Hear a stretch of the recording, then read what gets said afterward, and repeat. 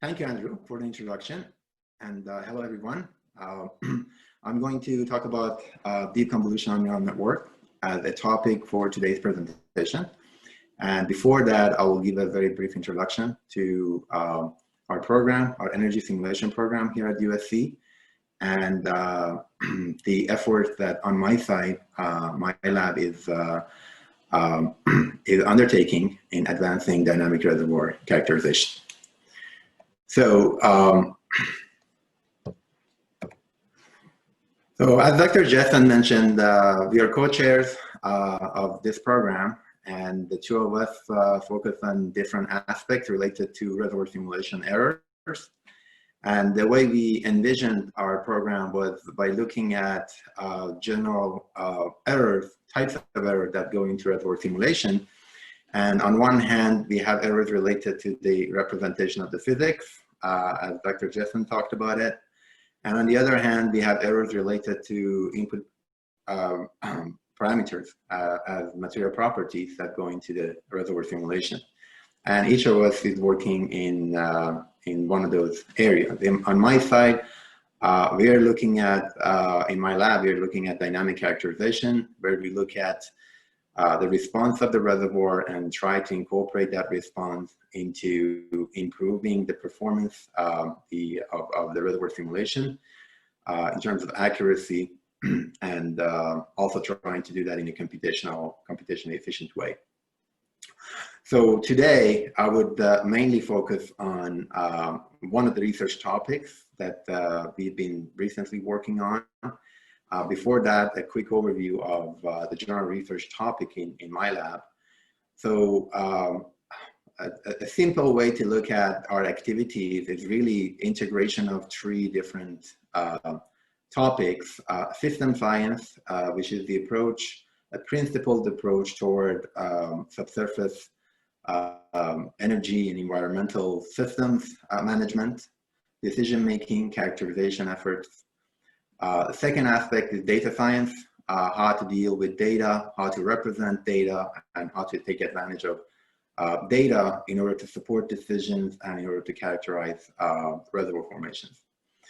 And lastly, those system science and data science applications will be in subsurface fluid systems. And those would be, as shown in this picture, related to energy systems that could be conventional, unconventional reservoirs, as well as geothermal reservoirs.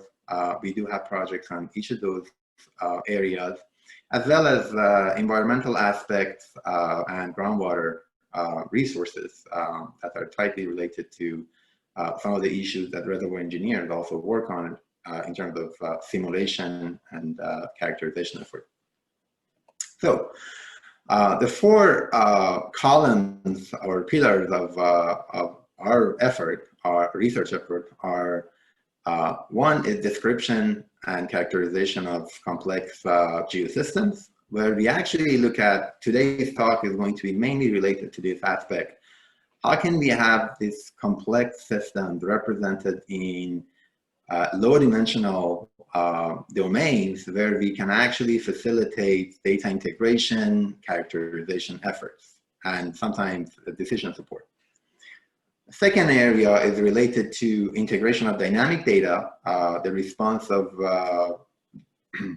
geological formation to development activities, historical data, how to integrate those into the reservoir description so that we can improve future prediction.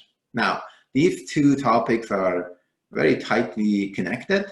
One of them, the former, provides a very effective way of describing the system. The latter is providing algorithms that can be used to integrate dynamic data in those domains. Now, there are two additional topics which I will not talk about today. Mainly the last topic is actually something that we are actually looking at the application of data science in order to enable the first and second topics. The topic that will not be part of today's presentation is field development optimization, which is also an area that my lab is actively working on. So with that introduction, I would like to now turn on to deep convolutional neural networks for latent-space inversion. So Simple kind of description of this topic is how can we use development in neural network in recent years in order to perform reservoir characterization, dynamic reservoir characterization in an efficient way. So that's basically the topic of today's presentation. So as I said, the research goal in this area is to develop deep learning architectures that would allow us to integrate dynamic data into reservoir simulation models. And the motivation here is to exploit feature or pattern detection capabilities of deep learning, be able to provide low-rank representations of high-dimensional subsurface flow systems for effective inverse modeling, and incorporating domain knowledge into deep learning. So basically trying to see how we can also provide some geological insight and insight related to the physics of the problem into this low-dimensional representation. So if you look at basically the traditional prediction with reservoir simulation, what we have is typically we construct a reservoir model, and we have the underlying flow equation that we solve numerically using commercial packages or in-house simulators. And basically that gives us a way to visualize what is happening in the reservoir in terms of pressure field, saturation field, both in terms of their temporal and spatial evolution in the reservoir. What we can observe is really coming mostly from the wells, aside from 4D seismic or microseismic, where we have where we take advantage of seismic to monitor the response of these reservoirs. But most of the time, what we really have is very scattered measurements from wells that give us dynamic information about what is happening.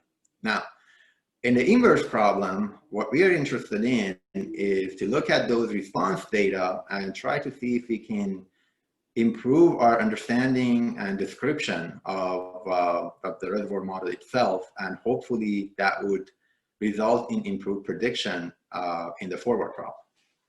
So that's the area I'm going to focus on now, and give you share with you some of the recent activities that we have in this. But before I go there, let me talk about some of the challenges that we have when we talk about inverse problems for subsurface flow systems. Obviously, uncertainty is always with us when we talk about subsurface system, and that results in non-uniqueness. So whatever we do, there's a significant level of uncertainty, different sources of uncertainty that can come into the picture. Most prominent one is subsurface description of reservoir structure, reservoir properties. Then we have uncertainties associated with measurements and also modeling, how we represent the physics. These are some of the uncertainties that we have to deal with. The second source of, the second challenge that we have is an inverse problem is how to make sure that the models that we generate are geologically plausible. So if we are working with a geologist, the solutions that we come up with should be acceptable to the geologist based on the existing understanding of what type of formation we are in, but what kind of connectivity patterns we should be seeing in that environment. So there are two additional challenges in reservoir simulation related to inverse problem. One of them is the issue of nonlinearity in computation. In a practical setting, a single simulation can take hours, if not days, to complete, depending on the scale of the problem. And that is something that we need to take into account, because in inverse problems, we often end up running hundreds of reservoir simulation in order to find the solution. So that's an important point to keep in mind. And then the last challenge that is the main focus of today's presentation is dimensionality reduction and the issue of resolution. So obviously, in describing a reservoir model, we would like to have high resolution to be able to capture details in geology, and that would result in detail in evolution of our pressure and saturation fields. However, when we come to an inverse problem, the resolution and dimensionality is really limited by the amount of data that we have. And unfortunately, that's not a lot. Typically, the data content is very limited. And that would leave us with a challenge here, how to describe reservoir models in an effective way where it's consistent with the content of the data that we are integrating into these models. So that would be the focus of this line of research that we are doing. So the main aspect that we are really taking advantage of in these kind of problem formulation is related to the continuity that is often seen in geological formation. Because of the type of the positional environments that we have, at least in the vertical extent of, in the horizontal extent of the reservoir, we typically see a significant amount of continuity. And of course, there is always deformation, faults, fractures that can complicate things. But in general, most of the dimensionality reduction methods take advantage of a spatial correlation, which allows us to have a compact representation. What you see on the right-hand side here is basically a typical layer from a reservoir simulation model, in this case SPE10. And the point here is that even though we have a very high resolution detailed distribution of properties, but in reality, if you wanted to actually look at the salient information that we can capture from this map, you will see that the connectivity can be described with very few parameters. And that connectivity is really critical information in terms of reservoir simulation response. Now, of course, the reason we are interested in that is that we cannot hope to have a high resolution solution that will come out of very low resolution data in an inverse problem. So as a result, we are focusing on coming up with low dimensional representation that would enable us to do a good job, an effective job in integrating dynamic data. So the way we do that is, so we have large scale simulation models. That's what you see on the left-hand side. And we have response data on the right-hand side. Typically, the response data is not too high dimensional unless you're dealing with 4D seismic. But both of them are amenable to low rank representation or low dimensional representation. So the research idea in here is that instead of working with original domains for both model and data, what we want to do is to actually map this into a low dimensional manifold or low dimensional space in which most of the redundancy in their description is removed, and we can focus on the main mode or the salient information in the two domains in order to understand the relationship between them. And we take advantage of that relationship to integrate dynamic data in this low dimensional space. So the way to do that, there's many ways you can come up with low dimensional representations, and an effective way, given that we're dealing with high dimensional images or volumes, reservoir models, is looking into recent advancement in machine learning, in particular deep learning. And that's going to be the next few slides to basically describe how we are taking advantage of that in order to come up with these kind of representations. So we're looking at deep convolutional neural network in order to implement this idea. So a very quick overview of neural networks for those who may not be familiar. So the simple way to look at neural network is trying to mimic the behavior of neurons in the human brain. And the idea is these neurons the network of these neurons are very effective in recognizing patterns, detecting patterns, and taking advantage of that in order to process information. Now, in a mathematical framework, we basically have multiple layers of these neurons that are connected to each other. And those connections are described mathematically by weights that show the communication level between two individual neurons. And for each neuron, there's also an activation function that shows, depending on the input into this neuron, whether that neuron is activated or not. And that is typically represented through mathematical activation functions, some of which you're looking at on the right-hand side. So In our application, we are looking at convolutional neural network, which is a variant of neural networks for spatial images, which has shown great promise in image processing literature, where instead of looking at connection between two neurons, we are actually looking at convolutional operations on images. So each neuron is going to actually be described through a convolution operation on a previous layer of the input. So you can see on the first part here showing how convolution works. You're basically scanning an image. In this case, the image is showing a cat. And the result is being stored as the convolutional response as you're sliding that template onto the entire image. Now, these filters or convolutional filters that we have associated weights with them, that those are the weights that we try to learn based on training data. Now, once this convolution is performed, then we go to the next step, which is a nonlinear activation. Based on the response that we get from this output of the convolutional operation, we actually apply activation in order to see whether there is that particular neuron we're dealing with is activated depending on the input that is processed. And then there's a pooling operation. That pooling operation is pretty much subsampling in order to keep the dimensions low. So the result of that convolutional and activation operation is downsampled in order to keep the dimensionality at a manageable size.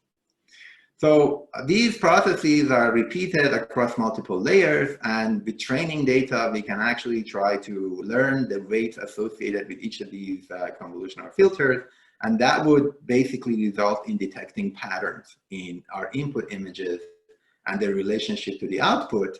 And those are the patterns that we take advantage of when we go and deploy these kind of architecture in real application. So this is a typical convolutional neural network CNN architecture where you see there's an input image, and you have several of these convolutional filters that operate on this image, each of them responsible to detect particular type of features or patterns.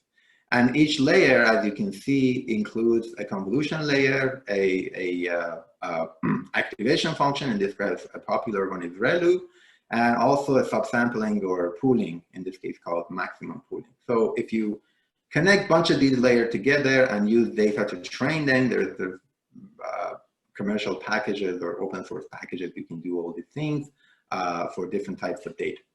Now, some remarks. These filters, as I said, contain the weights, the unknown of these architectures that we try to estimate using data. Many filters are used per layer. That results in capturing very diverse features and pattern in the input images. And multiple layers are used with subsampling to offer multi-scale kind of feature detection, which is an important aspect of reservoir description. And fewer parameters are used compared to fully connected neural networks. So with this in mind, how do we do dimensionality reduction? That was the main topic here. There are actually some very effective architecture. One popular one is known as autoencoders, where you actually try to have a low dimensional approximation. If you look at each of these networks, you see that you start with a high dimension as your input, and then you gradually, with each layer, you reduce the dimensionality until you get to the center. That's the dimension of what I call the latent space. It's known that the low dimension that you're targeting is called the latent space, in which you have Z to represent really a low dimensional representation for X. Now, this is the encoding process. There is also another side to it, which is the decoder, and the decoder will take you, will have a mapping that will go from low dimension back to the original dimension. And as a result, you get an approximated image. Typically, the quality of the approximation is very good if it's done properly. So now you have the right-hand side that you can start with low dimension and just have a very good description of a high-dimensional image. So we can have this autoencoder architecture applied to input models, reservoir simulation properties like permeability, porosity maps. We can actually apply this similar type of architecture to the data to reduce the dimensionality in the data space. And then we can actually define regression or inversion in that low dimensional space that we end up with. So if we combine all of these, this is how we would solve the problem originally, and this is how we intend to solve it with these kind of architectures, where we actually first do dimensionality reduction of the data, dimensionality reduction of the models, and then in that subspace or manifold of low dimensional representation, we try to understand the relationship. So instead of working with pixels and time series as data, we're actually reducing them into low dimensional representations where most of the important information is captured. Now you're trying to understand the relationship between the two, and from there we can do inversion or data integration. So let me show you an example and then I'll conclude my talk. So here's an example showing some fluvial patterns. One of the things that we are interested in, and one of the powerful features that these kind of architectures have, is their ability to deal with uncertainty, especially like patterns that have very different characteristics. For us as reservoir engineers or geologists, we look at this and say, these are very different types of patterns, and they could represent the uncertainty that we have in a fluvial system. Now, providing this uncertainty to these networks, we have actually done the comparison. They're very capable of absorbing this kind of diversity and trying to provide low rank representation for very diverse features. That traditional methods cannot accomplish that. So here's an example. We're looking at a Gaussian model on the left-hand side. If you look at those 5 different scenarios, they show correlation structures in very different directions. That's the type of uncertainty that I was talking about. And now we can actually provide this kind of input and their flow responses into our architecture and try to understand relationship between flow response and these kind of patterns that we see in our model. On the right-hand side is the fluvial model that I showed. These are fluvial channels. You can see the directionality and connectivities are very different. And typically, any traditional method will have difficulty handling these kind of very diverse pattern in offering a low-rank representation.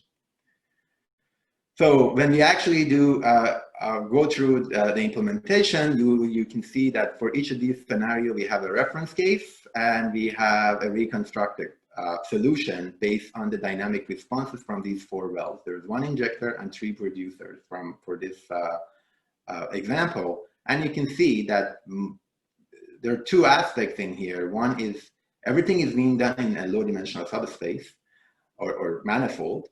Number 2 is that you're actually looking at reconstruction of this map from dynamic data. And that's basically the history matching problem. So some of this smoothness and some of the details are of course missing. That's for the most part is related to the content of the dynamic data and how much the dynamic data can tell us about our distribution of the properties. On the right-hand side, you see again 3 different scenarios and with different well connectivity, fluvial patterns and connectivity in of the channels. And on the right-hand side, you will see the representation after integrating the dynamic data in these low-dimensional subspaces. Here's an example showing a larger scale application of a similar type of approach, where we actually have a larger scale. This is a Volt model, North Sea, and we actually use this type of model and their flow responses in order to do the training for these networks. And as a result of that, after applying it, now when we go to the actual field and we collect the field data, we can provide the field data as input into these networks, and then these are the type of outputs. So you can see in this example, the reference case is on the top, and the reconstructed map is on the bottom. One of the nice aspects about this type of approach is that it's pretty much real time, meaning that as soon as you have the data, once you have done your offline training, as soon as you have the data, in a matter of seconds, you can get a solution from these from the trained network. Granted, training is a time-consuming process, and it involves, in this case, data, so reservoir model, different variations and samples from our reservoir simulation model, as well as the production responses from each individual model. So we do a lot of work kind of offline. Once we train this network and the network is ready to deploy, we bring it online and we look at the data and we provide the data, and within a few seconds, typically you get a solution from. So that's a nice aspect. So computation could be a lot, but it happens offline. So before you actually go to, before you deploy this type of network. So the second area we are working on very briefly is related to doing this in two steps. The first step is to reduce uncertainty in geology. That's a classification problem. And the second step is generating conditional models, or the history matching problem. So first step is to reduce uncertainty. After you reduce the uncertainty, now with the remaining uncertainty that you have, you approach the history matching problem and try to do data integration. And this is basically showing an example, a recent example that we've been working on, where the first thing you do, you use clustering in order to actually look at the response of these models in a low-dimensional space and compare that with the data and see which one has a higher probability of being a feasible model or plausible model for the data that we have. And this is an ongoing work that we are working on. With that, I want to acknowledge the sponsors, Energy Simulation, of course, for their support of our research activities and the center that we have, and all the other sponsors in the past few years who've been with us. And also my lab at USC. Most of the work that I presented in here is the work of one of the PhD students, Shamil, that I've highlighted in here. And with that, I end my presentation. Thank you for your attention. I'm happy to take any questions. Thank you, Dr. Jafarpour. That's quite an interesting subject matter to talk about.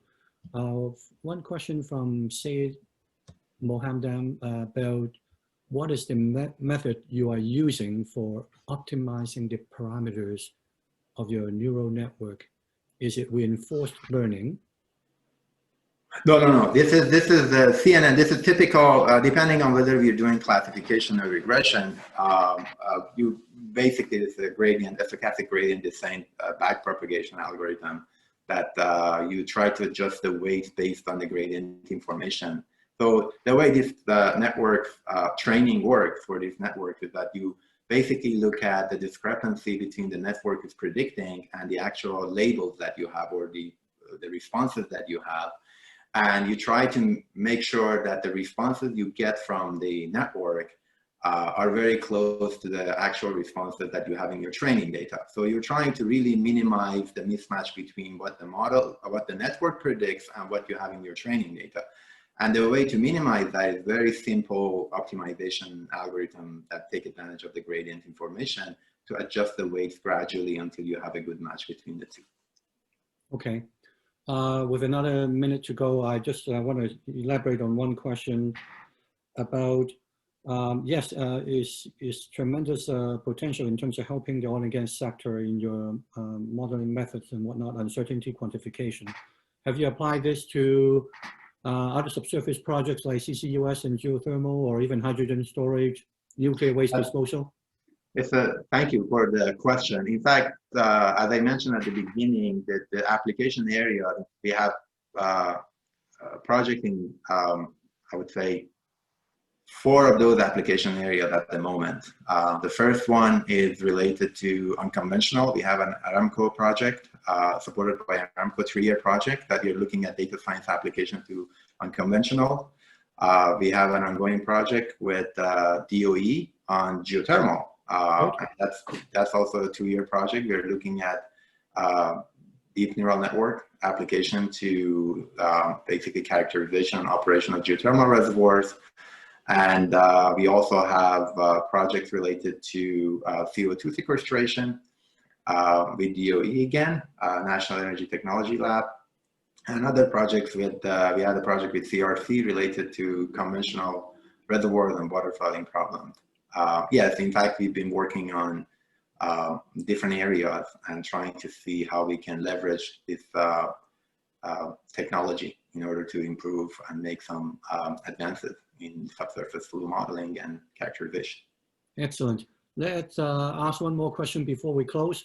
From Mark Jones, could you describe more about the way to prepare the training data, such as how to extract the major features and label the samples? That's a very good question, and I think it's a very detailed question, or would require a very detailed response. There's this area called feature engineering. So obviously, pre-processing is an important part of any of these architecture, and making sure that the features that you are providing to the network are the features that would that your data would be sensitive to, the response would be sensitive to. There's the aspect of the relevance of the features to the data, and there's the other aspect is the computational aspect. So other than just pre-processing, just making sure your data is clean, if there are any outliers, etc. We are not talking about that. We're talking about making sure that the features that you input into these type of networks are actually relevant. So you may have to do some pre-processing. For instance, in some of our applications, we have looked at extracting some of the dominant patterns from certain properties and providing a low rank representation of those into these networks. What that does is, instead of working with hundreds of thousand pixels as your input data, you can have almost the same information represented much more compactly. And of course, the information you provide would be kind of extracted from the original data that you have, but you basically look at what are the main patterns that you're trying to connect with your output. It's a very important question, and probably would need more time to discuss. But in this particular example, what we're doing at this point is really just looking at simple reservoir model, let's say permeability models, and providing that as input. But there are other areas in which we have actually done some feature kind of engineering or feature representation before we do the training. Okay, so thanks a lot. We'll draw the summit to a close. There's other questions that we'll allow a few minutes for Dr. Jafarpour to answer online, the Q&A section. Once again, thank you very much for participating in this summit virtual format. Feel free to approach or contact our chairs if you have any follow-up questions, even in terms of collaboration, suggestions. That would be really good. Go to our website, www.energysimulation.com. So we look forward to meeting some of you in person sometime in the future. If we organize an in-person summit again, likelihood next year would be in Edinburgh or Aberdeen, UK. So every participant would receive a survey about the summit soon afterwards. So please do fill it out and return it to us as we value your feedback. So once again, we see you next year. Thank you.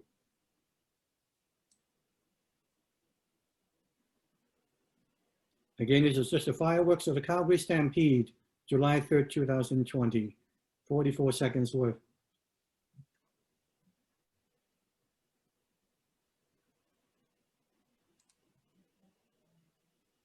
So Dr. Jafarpour, there's a question on the Q&A. You could address that. Okay, I'm actually looking at it right now. Good, thank you.